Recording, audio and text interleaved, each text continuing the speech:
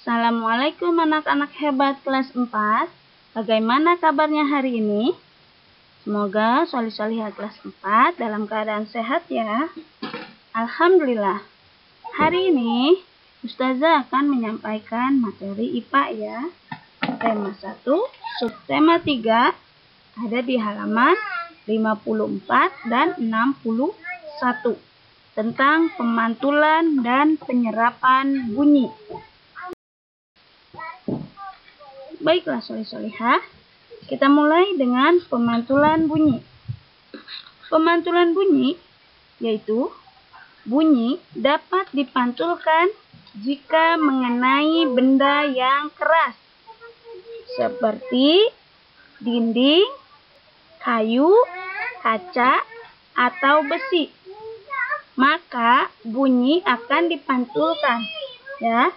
Jadi pemantulan bunyi dapat dipantulkan jika mengenai benda yang keras.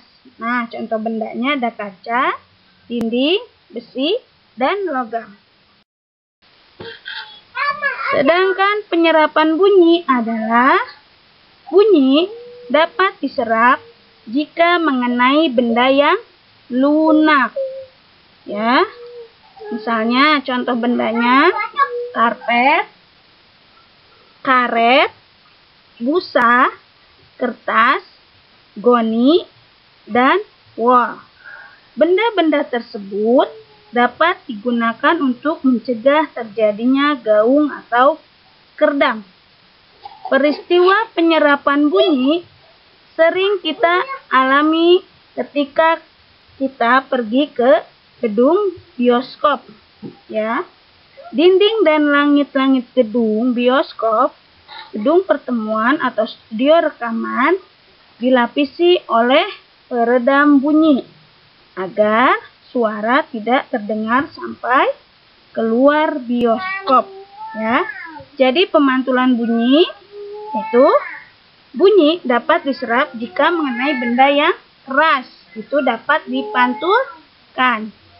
Sedangkan penyerapan bunyi yaitu bunyi dapat diserap jika mengenai benda yang lunak ya. Nah, jenis-jenis bunyi pantul. Jenis-jenis bunyi pantul yang pertama yaitu gaung atau kerdam. Gaung atau kerdam adalah bunyi pantul yang terdengar bersamaan dengan bunyi asli, sehingga bunyi yang tidak terdengar menjadi tidak jelas.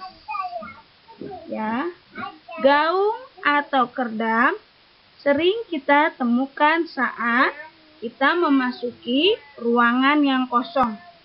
Ketika kita memasuki ruangan yang kosong, lalu berteriak, maka akan ada dua suara yang terdengar.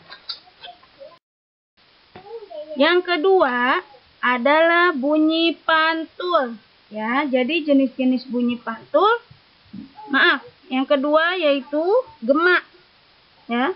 Tadi yang pertama jenis-jenis bunyi pantul yaitu gaung. Yang pertama gaung, yang kedua gema. Ya, jenis-jenis bunyi pantul yang kedua adalah gema. Gema adalah bunyi pantul yang terdengar setelah bunyi asli. Ya, itu gema.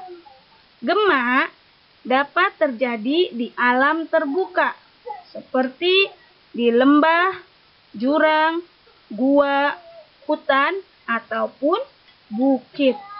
Ya, ini jenis bunyi pantul yang kedua yaitu gema. Nah, jenis bunyi pantul yang ketiga yaitu bunyi pantul yang memperkuat bunyi asli. Contohnya ya, seperti suara di kamar mandi terdengar lebih keras. Lalu bunyi kereta api lebih keras ketika melewati terowongan ya. Bunyi pantul ini yang terdengar saat jarak antara sumber bunyi dan dinding pantul kurang dari 10 meter. Bunyi yang dipantulkan akan terdengar jelas. Alhamdulillah. Baiklah soli-solihah. Demikianlah materi kita hari ini, yaitu tentang pemantulan dan penyerapan bunyi, ya. Jadi, bunyi dapat dipantulkan jika mengenai benda yang keras, ya, seperti kaca, kayu, dinding, atau besi.